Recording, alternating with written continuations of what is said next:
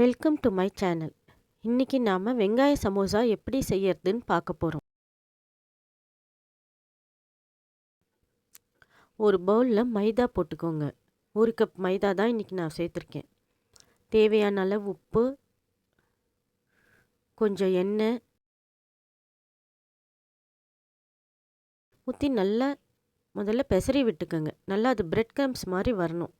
அது வரையில் கொஞ்சம் நல்லா அந்த எண்ணெய் அதில் சேர்ற மாதிரி நல்லா பெசரிடணும். இப்போ தேவையான அளவு தண்ணி ஊற்றி சப்பாத்தி மாவு மாதிரி பிசைஞ்சு வச்சுக்கோங்க.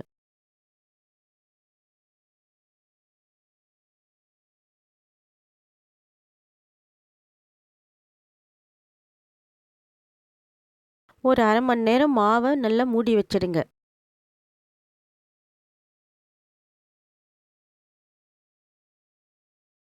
இப்போ மாவை சின்ன சின்ன உருண்டைகளாக போட்டு நம்ம சப்பாத்திக்கு தேய்க்கிற மாதிரி தேய்ச்சி எடுத்துக்கோங்க.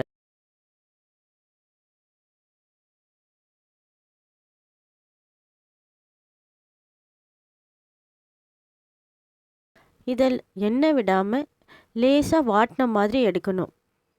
நல்லா சுட்டுட்டிங்கன்னா அந்த சப்பாத்தி மாதிரி நல்லா இதுவாகிடும். நம்மளால் பீசஸ் போட முடியாது அதை. அதனால் லேசாக வாட்டி எடுத்துக்கணும்.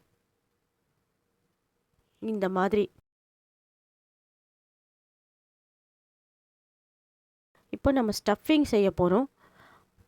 ஒரு பேனில் வெங்காயம் போட்டு அதோட உப்பை போட்டு நல்லா பெசரி ஒரு 20 நிமிஷம் விட்டுருங்க.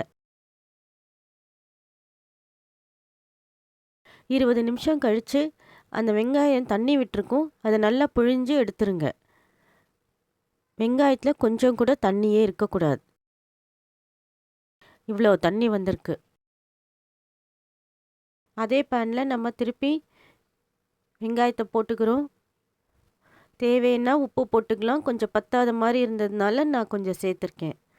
அதோட கொஞ்சம் மிளகாய் பொடி, கருவேப்பிலை, கொத்தமல்லி இதெல்லாம் சேர்த்து மிக்ஸ் பண்ணி வச்சுக்கோங்க. இதுதான் நம்ம சமோசாக்குள்ளே வைக்க போகிற ஸ்டஃபிங்.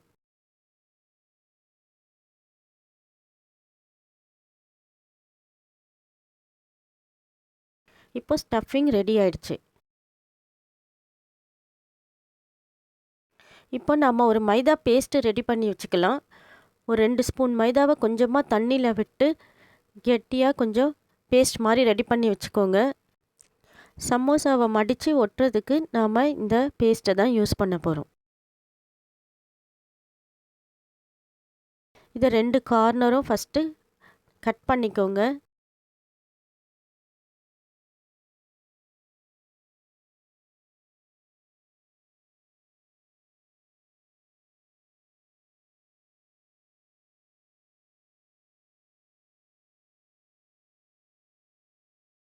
இந்த மாதிரி ஃபோல்டு பண்ணி அந்த இடத்துல மைதா பேஸ்ட்டை அப்ளை பண்ணி மறுபடியும் ஒரு ஃபோல்ட் பண்ணிங்கன்னா அது ஒரு பாக்கெட் மாதிரி கிடைக்கும்.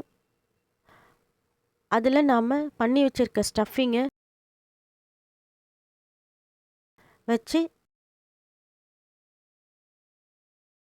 திருப்பியும் ஒரு மடக்கி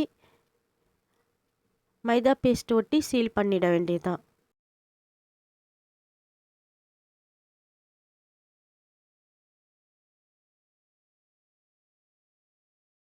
இப்போ நம்ம மொத்த சமோசாவையும் செஞ்சு வச்சிட்டோம். இப்போ எண்ணெயில் 2 பக்கமும் கோல்டன் ப்ரௌன் ஆகிற வரையில் பொரித்து எடுக்கணும். கொஞ்சம் மிதமான தீயிலேயே இதை நாம் பொரித்து எடுக்கணும்.